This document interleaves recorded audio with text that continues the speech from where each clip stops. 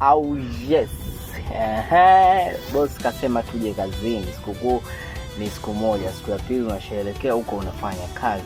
Nikiwa nawakilishwa na Boss Mama Store, nikiwa nawakilishwa na Zan Philips, nikiwa nawakilishwa na Three Fingers Studio bwana.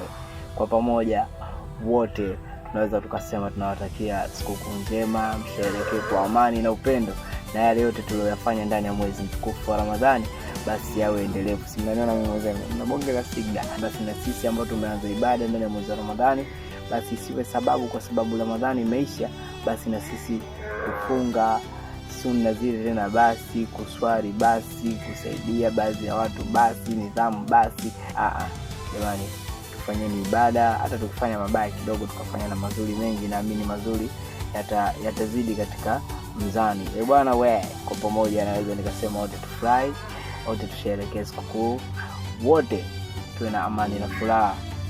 Big Love Kipimbi Bin Laden.